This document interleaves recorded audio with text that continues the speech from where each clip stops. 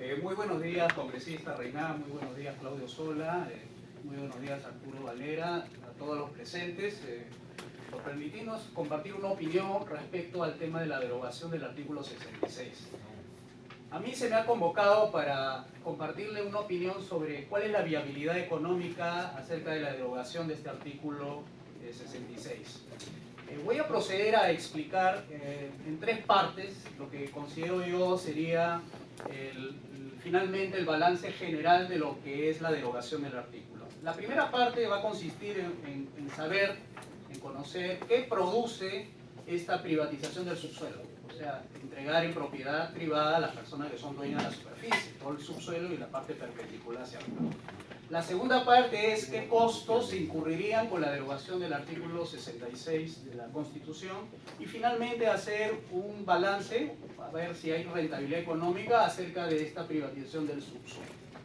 En primer lugar, al enumerar una serie de productos o beneficios que podría otorgarse a través de esta derogación, podemos enumerar una serie de beneficios cualitativos. En primer lugar, esta derogación del artículo 66 en principio produciría una serie de millones así de incentivos económicos que producirían millones de emprendimientos, ¿no?, para personas particulares, del cual se desarrollaría una serie de nuevas formas de hacer contrato.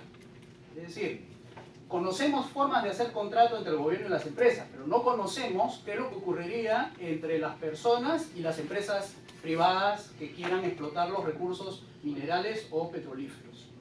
También dentro de estos, lo que se espera que produzca, por ejemplo, tendríamos la apertura de una serie de miles de innovaciones institucionales. ¿Qué significa innovaciones institucionales? Significa que las personas como las empresas y todo el mercado traeríamos en unas nuevas formas de hacer reglas de juego, porque las reglas de juego usted las conoce, las ponen tanto las empresas como el gobierno, lo cual beneficiaría en términos de internalización de costos y beneficios. A ver, para aclarar un poquito esta parte. Lo que se refiere a beneficios externos, los economistas llamamos lo que le llamamos externalidades positivas o negativas. Es decir, contaminación negativo y lo que es positivo sería todos los beneficios como empleo, ingresos, etc. Entonces, cuando la propiedad privada, las personas internalizan, significa que nadie de la sociedad que no sean ellos obtendrían beneficios y también pérdidas, lo cual no siempre ocurre así en el modelo que tenemos actual, que a veces los beneficios se concentran en unas pocas empresas y más bien los costos, o sea, la contaminación y todos esos perjuicios, más bien lo tenemos que asumir el resto de la sociedad, ¿no? Otra cosa que también he pensado que podría ayudar a entender esto es que aumentaría la competencia, sobre todo en los descensos de los precios de los minerales. Porque ahorita conocemos un modelo de negocio, ¿no?, que es el modelo que se otorga concesiones y a través de ellos se obtienen rentas. Pero estos costos no son por competencia, sino costos por decisión política. Entonces, ahí tendríamos una disminución de los precios de los minerales, de los costos de los minerales, lo que significaría que exportaríamos de forma mucho más competitiva a los mercados internacionales. Eso ayuda mucho para lo que es exportación. En términos de éxito individual, también eso aporta muchísimo a que las personas no estén solamente acostumbradas a recibir un tipo de ingreso fijo, sino también la cultura del riesgo, que es algo que normalmente las personas no estamos acostumbrados a obtener o en todo caso a asumir eso, y eso es una cultura que tenemos que individualizarlo, ¿no? Respecto al tema de los ingresos para el gobierno, va a haber una tendencia, eso sí, a una disminución del pago de los impuestos de las empresas mineras. Eso lo va a ver en la parte de costos, pero habría, en el caso de los individuos y empresas, habría una disminución en el pago de los impuestos, lo cual significa mayor riqueza en los bolsillos. Eso ayuda y aporta bastante al mayor ingreso. ¿Cuáles serían los costos? En forma general, más bien yo estaría dispuesto a cualquier pregunta que ustedes tuvieran responderse respecto a la primera parte. En la parte segunda, ¿qué costos incurrirían según la derogación? Primero, habría una pérdida de vigencia del Código Minero y Petrolero, lo cual significa que habría un aumento de la presión política de parte de tres gremios, ¿no? La Sociedad Nacional de Minería, Petróleo y Energía, la Sociedad Peruana de Hidrocarburos y la CONFIEP, que van a luchar por mantener el status quo respecto a este modelo de propiedad pública. La otra es la presión mediática de la prensa. La presión mediática va a estar asumida por aquellos medios que van a estar defendiendo el modelo status quo, o sea, la no derogación de las leyes. En cuanto a los ingresos fiscales, tenemos la pérdida de ingresos fiscales por menores impuestos a la renta para empresas mineras y petroleras. Se calcula más o menos en un 27% del impuesto a la renta, que son más o menos 4.000 millones de soles, a cambio de los beneficios que se obtendrían. También habría una tendencia a la desaparición de las regalías y cano, por ejemplo, la eliminación del 1 al 3% de las ventas brutas, ¿no?, que producen en la producción de estos minerales. El 4.10% también se eliminaría en cuanto a los dividendos por utilidades, más el 18% de IGB y aranceles. Esos impuestos y el último es el 8% de participación de las utilidades de los trabajadores. Eso es parte de lo que tenemos ahorita en lo que es la carga tributaria sobre las empresas mineras y petroleras.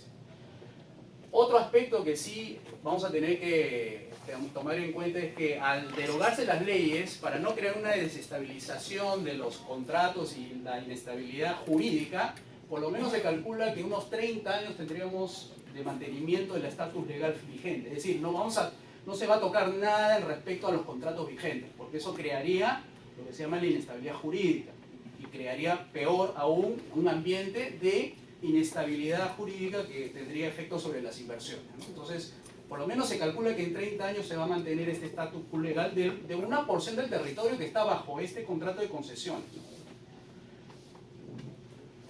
Luego, para poder también cualificar, no cuantificar, porque todo lo que yo estoy haciendo es cualificar, no estoy haciendo cálculos de dinero, ¿no?, sino vamos a ver es la vigencia legal de los contratos vigentes, ¿no?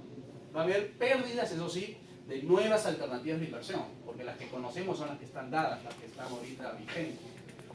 Pero para llevar a cabo esta asignación, para determinar las transferencias a los beneficiarios de los derechos de propiedad de los recursos naturales, hay que crear una burocracia tipo del estilo CEPI, ¿no?, Comité Especial de Privatización de los Recursos Naturales, lo cual va a significar que va a haber pérdidas, obviamente, de rentas de las empresas actualmente con contratos vigentes. Porque lo que va a pasar es que las personas ya no van a recibir solamente lo que se llama el usufructo debajo del suelo, sino que las regalías que actualmente están pagando las empresas mineras y petroleras pasarían a ser recibidas por los beneficiarios o por los propietarios o sea, los superficiarios en este caso, los que son dueños del subsuelo. Entonces ahí habría una transferencia directa de las regalías hacia los particulares. Luego va a haber una disminución de la actividad productiva, es decir, poco a poco van a ir descubriendo las empresas mineras que bajo el régimen actual los costos son mayores a los beneficios y van a ir trasladando hacia este nuevo sistema jurídico donde está implícito que va a haber nuevos contratos. Entonces esa transferencia de actividades productivas bajo la actividad actual va a estar trasladándose de manera progresiva hacia los nuevos modelos de contratos a futuro a partir de la derogación del artículo 66. Otro costo que se está asumiendo es la descontratación de los factores productivos. Me refiero, por ejemplo, si antes se contrataba tanta cantidad de recursos naturales, por ejemplo, no sé, trigo, ese uso de ese recurso natural va a ir disminuyendo para darle nuevos usos.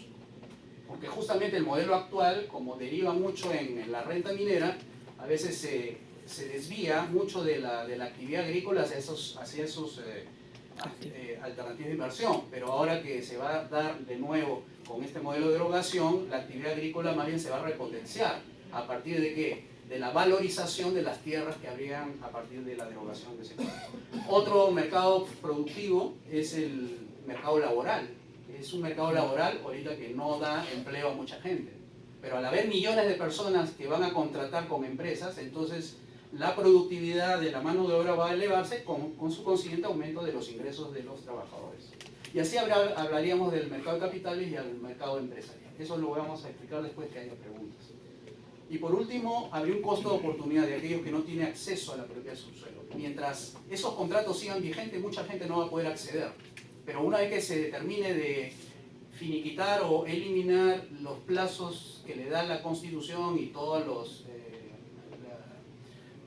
la seguridad jurídica, más o menos que hemos calculado por 30 años, sería como esperar que hasta que no termine esos contratos, porque ya no va a haber renovación de contratos bajo el esquema actual, sino ya sería a través de los particulares, esperarían ellos más o menos 20 años, ¿no? Bien, al hacer el balance, y esa es la última parte para terminar, he tenido que tomar un método para poder hacer el balance. Y ha tenido que ser arbitrario, lamentablemente. No hay una fórmula científica para lo que es la derogación del artículo 66. Arbitrariamente he tomado que el mejor indicador de rentabilidad económica sería el PBI per cápita.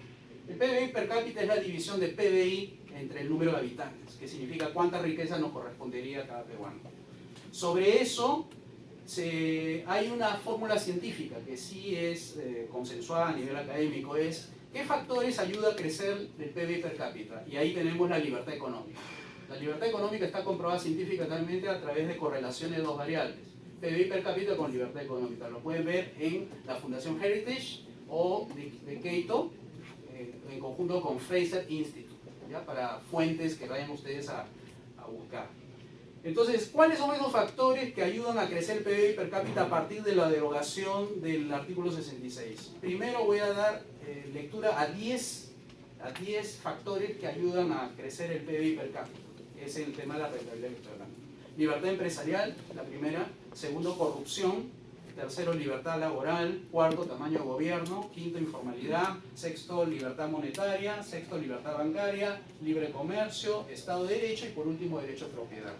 Cuando uno ve las dos alternativas y la pondera entre propiedad estatal de los recursos naturales y propiedad privada de los recursos naturales, manteniendo que cada uno de estos factores tiene una proporción igual, es decir, a 0.10, lo cual da el 100%, al uno evaluar, por ejemplo, en el caso de la propiedad de los recursos estatales, nos damos con el puntaje siguiente, 2.30. Es decir, si uno suma todas las proporciones que hemos hablado por la asignación que se le ha dado, por ejemplo, el tema de libertad empresarial para la propiedad de los recursos estatales, sale 0.10. Así yo he estado calificando, como les he explicado, es arbitrario, pero finalmente es una cualificación de lo que se está haciendo. Da 2.30. Y si uno cualifica la propiedad privada, es decir, la derogación del artículo 66 de los recursos naturales, uno compara el 2.30 estatal contra el 2.70 en el caso privado. Es decir, en balance, lo que te quiero decir es, si uno trata de sacar un balance costo-beneficio, finalmente uno va a determinar que es mucho más rentable desde el punto de vista de aumento del PBI per cápita tomar la alternativa de propiedad privada de los recursos naturales, porque en peso representa 2.70 contra 2.30 respecto a la propiedad estatal de los recursos naturales. Eso es, en conclusión, lo que he podido hacer, calcular, para que pueda luego ser comentado por ustedes. Bueno, por mi parte eso ha sido todo y muchas gracias a todos ustedes por escuchar.